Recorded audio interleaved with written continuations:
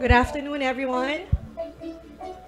So we're very happy to see everyone face to face. It's my pleasure to welcome all of you to our Q1 2024 Philippine Property Market Briefing.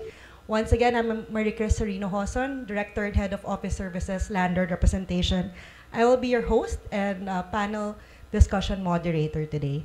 I know everyone's excited to know how the property market performed in the first quarter of this year.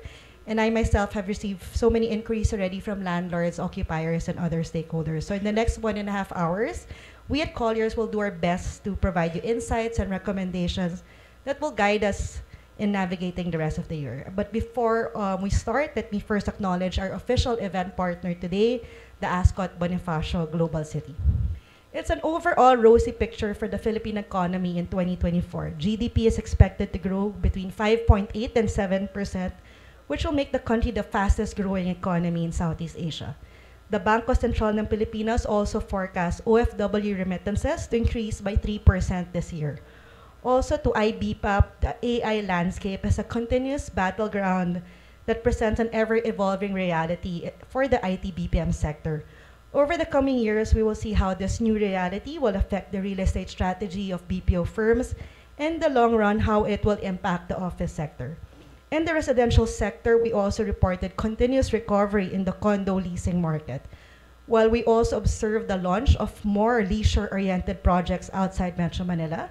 Later in this program, my expert Joey Bondoc will walk us through the performance of the condo market in the first 3 months of 2024. Finally, the retail sector, which is really an exciting segment. As many of you have noticed, we've seen the opening of new malls across the capital and ongoing reinvention of some of our well-loved malls, such as Glorietta, Greenbelt, Shangri-La Plaza. Our research experts will discuss whether this ongoing optimism in the retail sector is going to continue over the next several years. So now that things are definitely looking up, will there be headwinds this year? Will they have an impact on investors and buyers' appetite for real estate? Will tensions in the geopolitical scene have any impact on the economy and the real estate sector in particular? Or will the auspicious year of the dragon live up to its name and bring good luck and prosperity to the sector? We will try to answer these and your questions in today's briefing. So that concludes my presentation. I think we're opening the floor for questions, but I'm going to call now my colleague Maricris Serino Hoson to join me.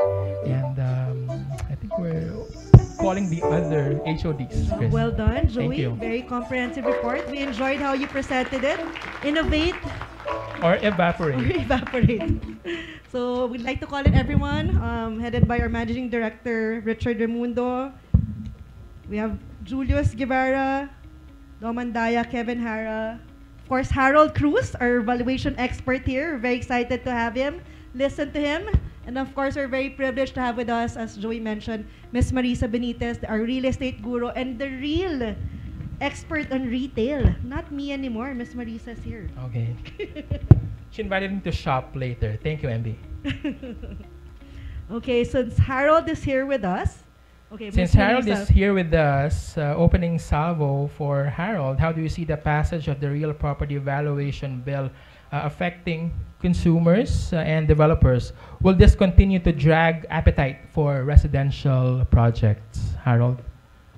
And Harold, since in the center, we're very excited to hear from him. Yes. Okay. So the passage of the law, we expect that this would create more transparency because the intention of the law is to create a database and with the uniformity of the values referenced by the government agencies, there will be a lot of consistencies right now. So we have here Miss Marisa Benitez actually who among the primary resource persons and everything in the passage of the law. MB?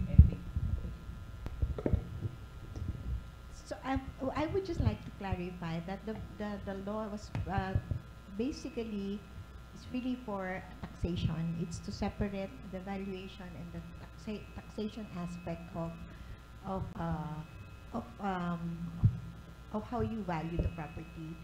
And in terms, we don't see any much impact on the residential sector. because for the initial years, when the law is going to be implemented, there is a cap for the increase. So it will be capped at around 6% for the initial 2 years. So that's what the law is saying. Okay. Next question is for Tim. Has there been an uptick in affordable to mid-income residential demand, or is take-up still largely in the high-end side, the more upscale and the luxury projects? For the Metro Manila market, we did see an uptick in the affordable segment. So it's clear that there's really still demand for more affordable products, especially in Metro Manila. But the luxury segment's performance, as you can see also in the slides that Joey showed earlier, they were pretty consistent at 10% of the total take-up. So even for the luxury segment, it's also doing well. We also saw even outside Metro Manila that economic affordable still continues to be one of the drivers of demand, especially for the house and lot market. Tim, what's the price point that's moving in the market? That affordable price point? Well, for Metro Manila, it's closer already to 3 million. But outside Metro Manila in the Calaba area, we've seen developments move from 1.8 to 2.5 million, but there's also strong demand for 1 million. And what's interesting about them is even if it's a house and lot product, they're really offering extended payment terms. Like before, they just used to offer 12 to 18 months. Now we're already seeing 24, 30 months for a house and lot product. So even though at that price points, they're still also trying to stretch the payment term so that it's more affordable for the buyers. You think the stretch is also because of the mortgage rate? Hopefully that after that stretch is over, mortgage rates would have gone down. Yes, that's part of the reason why it's really to help buyers with their amortizations. Right now with the high amortization interest rates, so a shorter turnover period means they'll be immediate. They have more visibility on what the interest rates are. That's going to affect them after like 12 to 18 months. Thanks, Tim. I think Danes has a question there from the audience. Yes. Anakin, maybe you can stay Hi. on this side so you can also Also, if you have gather questions, please raise your hands. We'll approach you. Yeah. But we have a question right here. Hi, good afternoon. I'm Pam from Shang Properties. Sorry, I just wanted to jump back to the earlier topic about the valuations. There was a mention of a 6% cap on the increase for the early years, but isn't it in Cavite they've increased more than that already? Like in areas like West Grove? Marissa, the cap is during when it's passed, Yeah, right? when it's So I passed. think the increase that you're Yeah. talking about now I think is that- before the passage of Yeah. the law. What you're talking about now is the zonal values. Yeah, you're talking about. The cap will be after the bill is passed. So it's right now on its way to the office of the president. So that will not be until then. Danes, more questions from the audience. Yes, we have one more here. I'm Susan. I'm from the maritime industry. My question is the market positioning itself that we are now in the verge of collapse? I mean, in terms, because we know that the interest rate is going up, and the GDP is not really increasing, and the FDI, the foreign direct investors, are not really coming, and there is this shall we say brewing Middle East crisis, war. Well, I'm just voicing out my pessimism. Correct, correct. Yeah. I think all of those things that you mentioned are the concerns of everyone. I wouldn't use the term collapse now for property. I think there's some cautiousness that's happening. And good example is if you look at what's being launched, it's a bit flattish, diba? Our numbers of launch and our numbers of take-up for condos, for instance, as compared to the peak of 2018, 2019, we're really off from that number. That means developers are not putting in new projects in the market. Why? They're cautious. They're cautious because interest, exactly what you said, the interest rates are high, the mortgage rates are high. Construction cost is very high right now. But then there's also a segment in the market that we know there's a demand. Let's say house and lots. There's a genuine demand for that. But what do developers need to do? Good example is what Tim said. Okay, let's extend the payment period so that when it's turned over to the buyers, hopefully the interest rates would have gone down. We know that there won't be an interest rate cut this year. It's unlikely with what's happening, exactly with what you said. The brewing conflict in Middle East. Inflation seems to be still a bit sticky. All of that points to interest rates being kept at this level. So the chances of a cut this year might be not that much. So again, there are something that the developers can do. Extend the payment terms, yes, that's one. In the high rise, they're now extending construction. Again, that's a totally different thing. But there are pockets in real estate wherein the demand is there. I would say house and lots, there's genuine demand. Office, we're now seeing demand. I've been talking to the different developers here in their office, and they're saying the take-up that we're getting this year is so much better than last year. At least it's net positive that they're getting.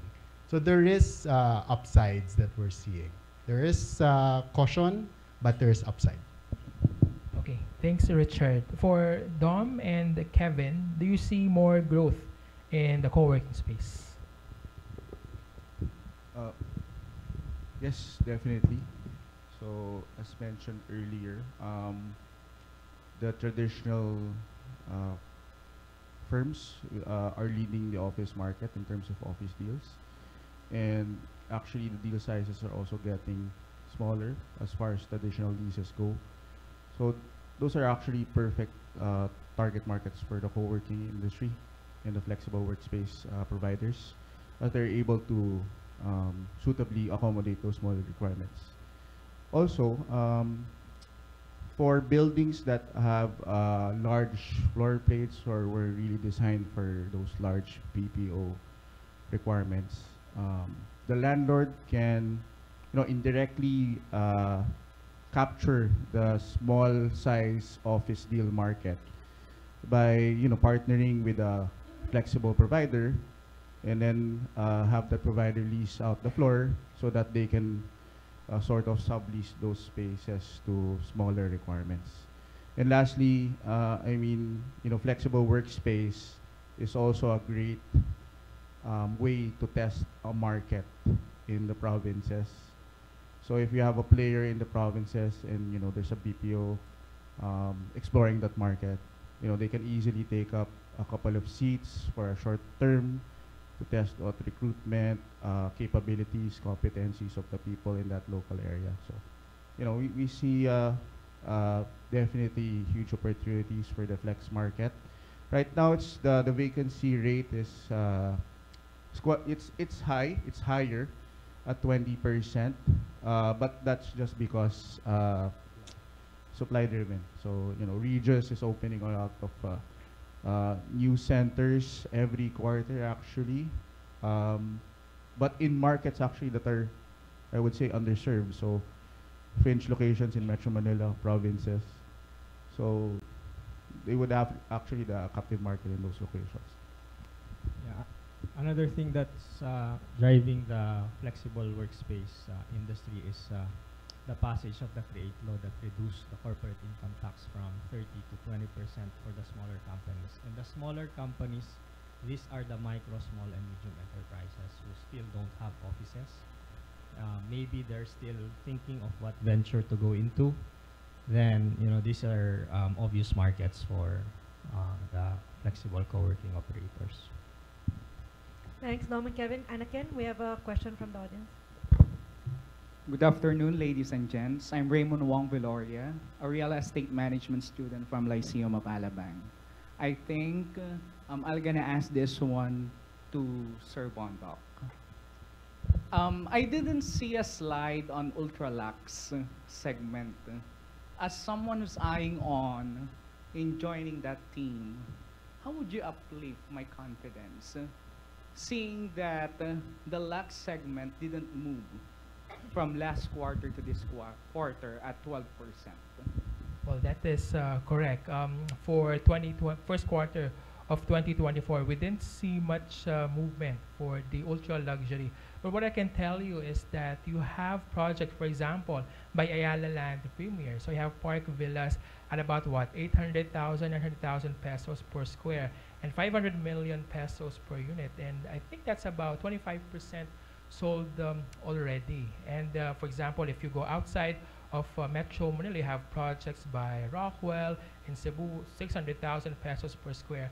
That is almost sold out. So I would say that that market, luxury, ultra luxury, is relatively small. In Metro Manila, that's about 11% of total take-up. In Cebu, that's about 3%. But you have to note that these discerning, affluent, and astute investors are awash with cash, and they're actually the investors that are willing to gobble up all those luxury and ultra luxury projects that are being launched in the market. So I would say that it is relatively small, but even if you look at the height of the pandemic, 2020 and 2021, we did see substantial drop in prices for the luxury and ultra luxury. In fact, much of the correction came from the lower mid-income up to affordable condominium units in Metro Manila. So I would say that these investors have a long holding power for their residential purchases and are really the ones that are able to acquire units, whether in cash. I recall I did this briefing for a developer in Manila, and they told me that during that briefing, they were able to generate reservation sales of 500 million pesos just in a single day. And that gives you an idea of all these affluent luxury buyers really up there and are really willing and able to acquire all these residential units, luxury price at 20 million pesos at least. Because what resonated with me is when you said, or when you presented that we should recalibrate the strategies. That's correct. So in that market, what's the topmost strategy that we should be recalibrating as of the moment? Well, I would say that when it comes to recalibrating, not just focus on Metro Manila, but even look at the luxury resort-themed projects. Again, one favorite example of mine is the villas Aruga by Rockwell in Cebu. Again, this is 600,000 pesos per square, but this is sold out. And this only gives you an idea that all these luxury upscale projects are doing very well. In fact, if you look at the resort leisure-themed projects, whether in Davao, Batangas, Cebu, they are at what? A minimum of 300,000, 400,000 pesos per square that are recording very good take-up of between 40 to 100%, almost sold out. So I think that should provide optimism for you. That's targeting this segment in the market. Okay, lastly, on a consulting perspective, here in the Metro, there are only 2 projects focusing on Ultralux, correct? So how can we move the needle come Q2? I would say that for developers, some of the promos that they have been doing is even for these luxury and ultra luxury, what they do is they extend the down payment term. So it applies not just for the affordable or mid-income residential segment, it's also applicable for the luxury and ultra luxury residential projects. You see condos that are priced starting at 20 million or 12 million at least, upscale projects. And what developers do right now is they impose a lower down payment term, but they extend the down payment period for that 60 months, 78 months, similar to what we have seen previously, recent examples of luxury and upscale projects in BGC as well as Makati. Okay, thanks, Sir Bondo. Thank you. Thank you. We have one question here. Good afternoon. Vic Manalang here. For someone who's been in the industry for several decades, I actually I'm part of the group that has been cautious for the last 5-6 years, even prior to the pandemic. But these are times that call actually for a bit of optimism, and for once I'm agreeing with you on that outlook.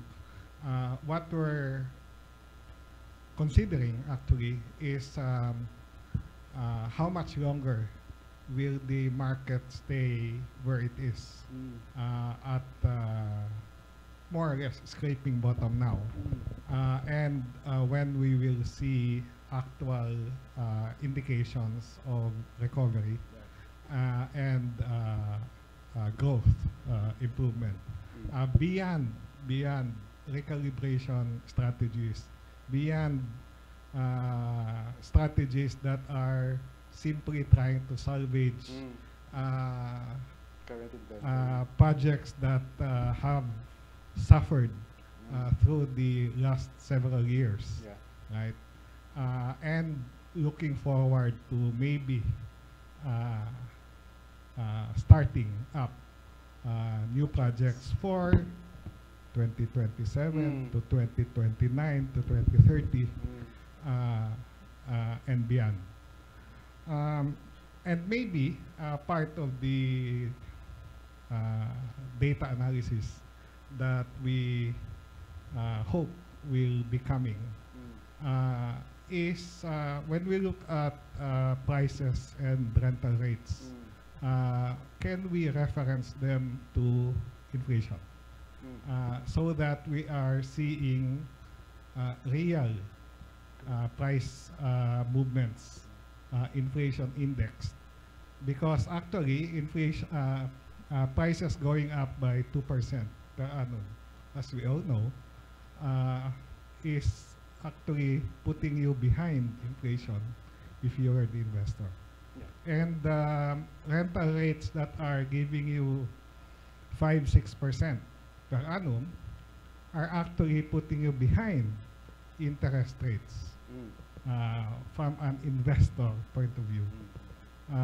Only when returns overtake such measures of cost will we expect to see actual recovery in these markets. That's a very interesting point, Vic. No, it's exactly what we were discussing a while ago. I think it's going to be spotty. There will be certain areas wherein the recovery will come first. Good example, I think for office, I'll bet my money on Makati. Your vacancy rate, and we were discussing about occupancies. Your vacancy rate in Makati is already at what, less than 10, and we were looking at this exercise. Let's say you're looking for 1,500 square meters right now of office space. Your list of options is not a lot, because most of the vacancy in that are in really old buildings that you won't want to go to anyway. But the buildings that you want to are pretty short in that list already. So that's a good example on, you know, if I'm an office developer and I have a property in Makati, baka naman kailangan isipin ko na if I'm going to start my project in Makati. And that's exactly your point. We're in, the rents are decent enough, the yields are okay, But to your point, the question now is, are you brave enough on the construction cost and the interest rate, right?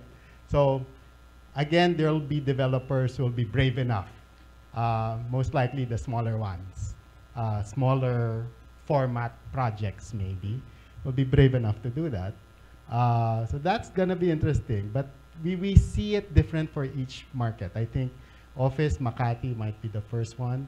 The Bay Area might be one of the laggards because the vacancy is very high.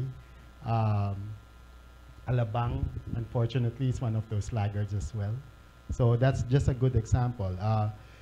Same for residential. I think there are certain spot locations wherein the prices have held pretty well, and they've been brave enough to launch in the past year or two. Rockwell, for instance, there's not much inventory. They know that the price have held at a certain level. Yes, there's a gap in the primary and secondary, but they've been able to sell at a decent price in the primary, and they calculated the risk, and it went well. So there are those locations, and as I've said and we discussed, occupancy might be also one of the important factors to look at, and when that could recover. It's a supply-led vacancy right now. The demand is there. It's a supply-led issue that we have. There's just a lot of supply right now. But as things goes up, now it tapers off, as Vic has mentioned as well. Okay, thanks, Richard and Mr. Manarang. This is a question for Julius. Given the ongoing proposed changes to tax exemption rules for industrial parks inside the special taxation zones, what do you see happening for industrial market rents and corresponding cap rates on mixed-use parks outside Metro Manila? Okay, I'm not aware of any other new tax changes in the taxation. But like for example, like the CREATE law that was enacted back in 2021, and so far we've already priced that into the rental rates and the land values in these eco zones. So I think we've already priced it in. In terms of demand, I would say that I was just at an event of one of the top industrial park developers last Tuesday, and they were quite bullish. They're actually looking for expansion spaces. One of their thoughts was that I talked to one of the owners. He said that in terms of regional demand for industrial space, we're middle of the road compared to some of our neighbors, but we're still quite attractive because we have the manpower who's educated, well versed in English. We have the skill sets, and we can continue to sustain that as long as the environment is stable. So they're putting their money into these eco zones, and they're quite bullish. They want to expand in some of the other areas in the country. Now, having said that, that's a demand for eco zones or the PEZA zones. For industrial in general, the market continues to be strong. The demand really is in the non-PEZA zone areas, which service our local demand. So because of the rise of e-commerce, warehousing and logistics demand is quite high, continues to be high. It was driven by the emergence of e-commerce brought about by the pandemic, but we're sustaining it. As you all know, most of you probably just shop online instead of going to the malls these days. So we continue to see strong demand, and that's why some of the big players continue to expand their foothold in that space. So, Thanks, Julius. Anakin, we have a question. Yeah, another question from Mr. Francis.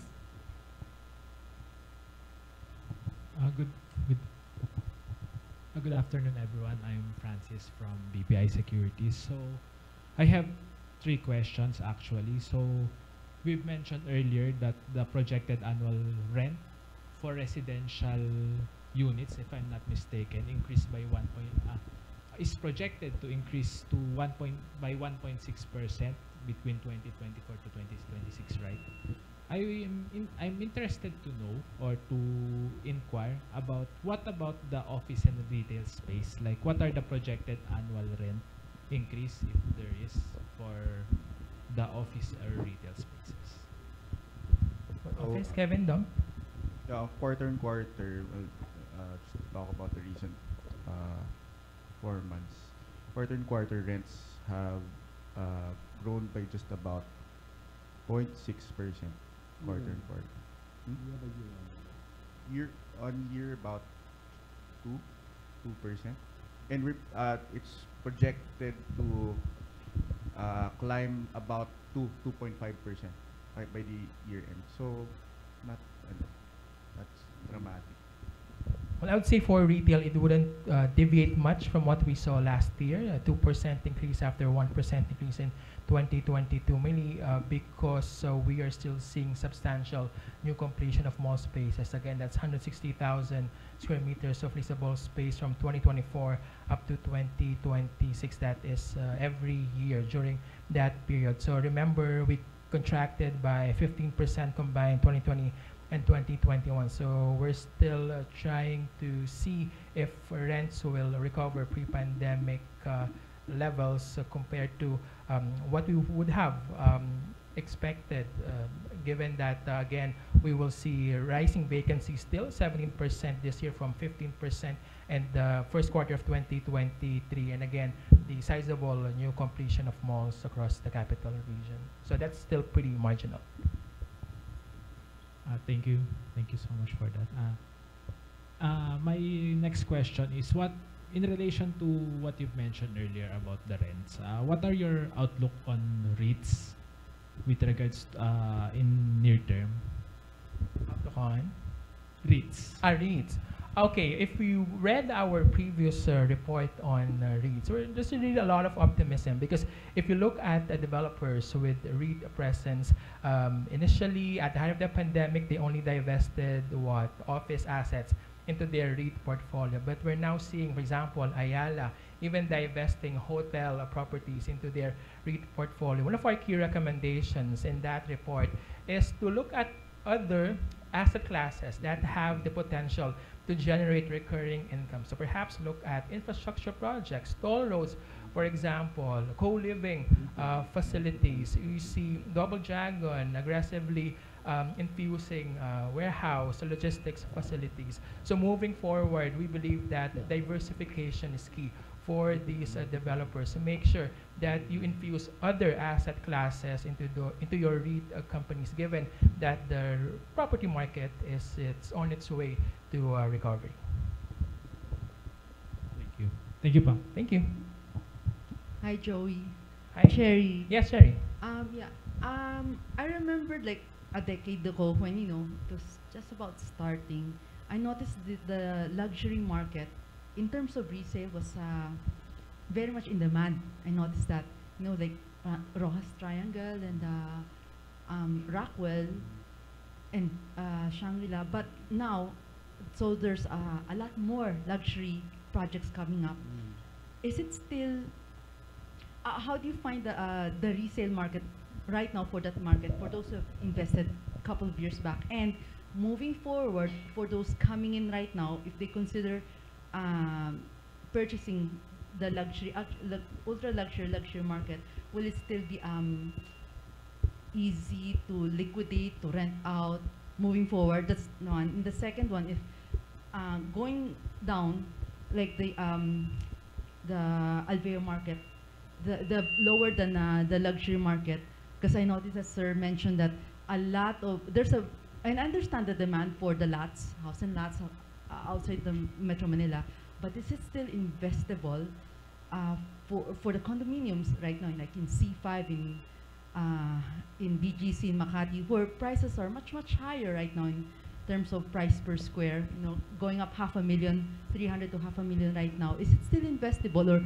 or should investors just take Sir Raymond's consideration that to go safer and go out into the lots and house and lots outside the cities, outside the urban cities? Thank you.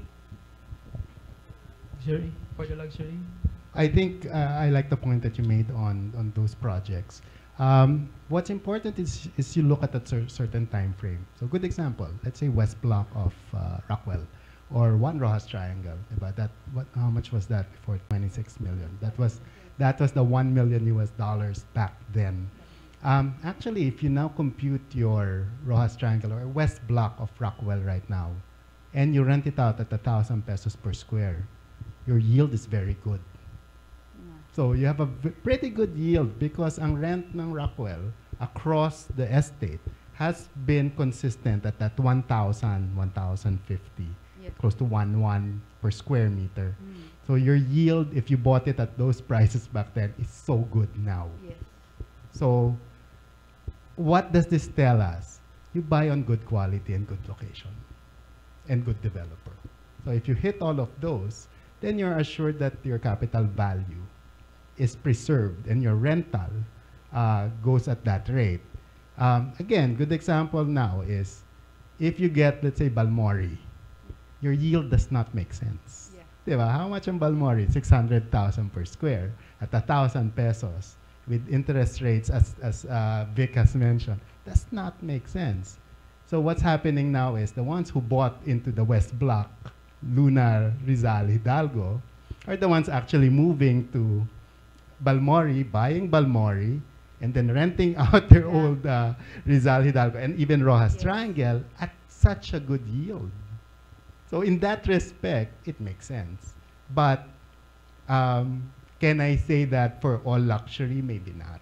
Because you need to be careful with, of course, quality, developer, location. If you're in those right location, good quality, has held its value, then you're good to go. Because I know that Bridgetown has like Velaris and then Shangri-La, even Le Pont. And of course, beside Ayala Land's Park Links, and they're all up there. The prices are all up there. I wonder for those coming in, investing in those. Well, I don't want to comment on each development, but yun, sa akin, there are those that quality, location, track record, the ones that has held up on their value. You could always rely on that naman eh. Diba? Go on a longer term. On a longer term. Okay, yeah. Because if you buy a property right now at 600,000, rent it out for 1,000 pesos per square with the rates that we saw, 2% growth, wala yan. You're not gonna get anything. Actually, if you're not even gonna buy a property right now on that. But there are still buyers, right? Because they see that long-term growth. They see that there's something in it that makes sense. In that sense, if that cap price of 500,000, 600,000, then is it much better to go for the commercial lots of the brands, estates like Ayala Nya at that price? Again, it's a different strategy. It's a different reason for buying a commercial. What's your motivation in Right. Versus investment yield. Yeah. So what kind of investment are you trying to chase? Rental yield, right? So money that you can get rental after. and appreciation. Yeah. But if you're speculative, you're gonna sit on land for what, 10 years? Siguro, yeah, if you have that capacity. But if you want an investment that pays off for itself, right, then you go for something that like a condo. Yeah, exactly. So it depends on your motivation, right? Or like, you were asking about Bridgetown or Park Links. Like some of the buyers here, or most of them, are actually like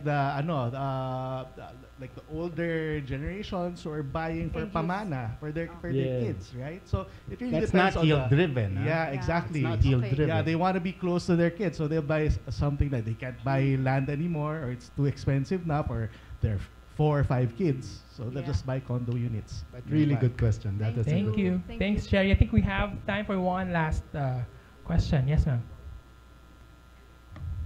Yes. Sorry, good afternoon. Thank you. I'm Georgie from BCDA. Thank you so much for the very comprehensive report. So, okay na ng Colliers ang BCDA.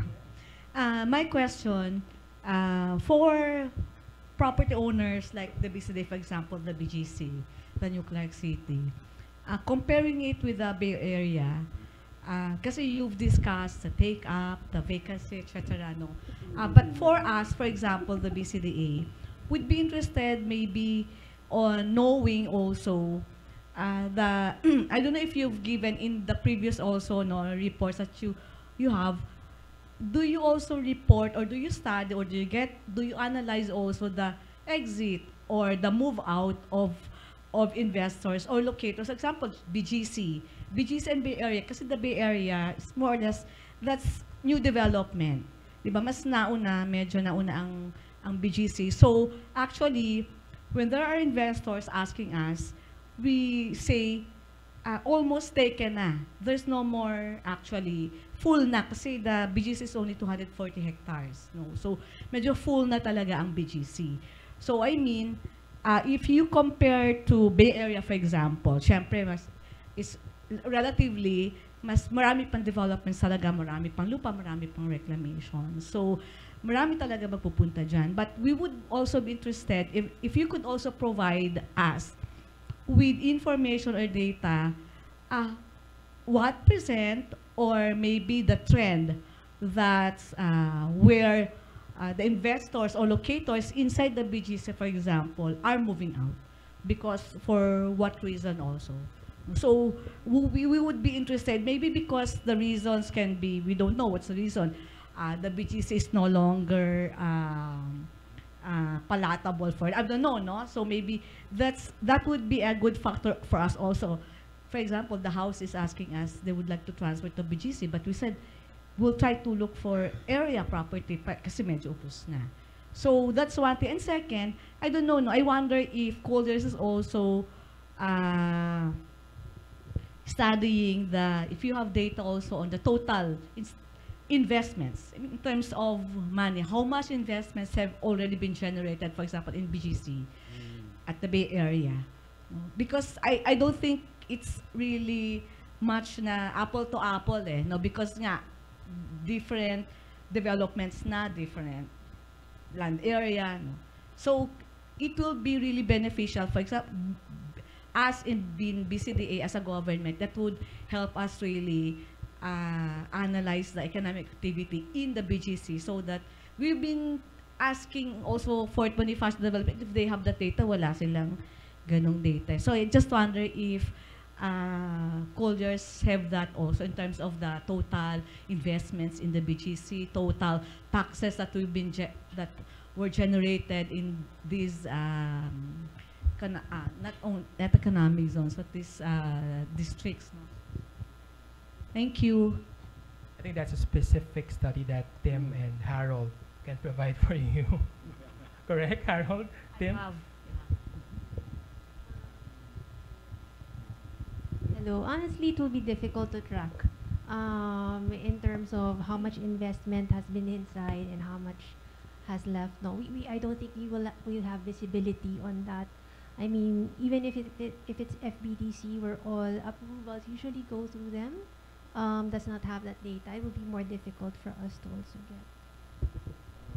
For office space, we track the the occupancy transactions, of course, and we can compare the occupancy in the previous quarter versus this quarter.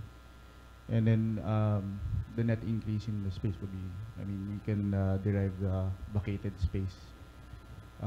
So we track that, and it's actually one of the slides that I presented. Metro Manila wide is about 140,000 square meters of vacated space every quarter. So of course we have a BGC number in that 140.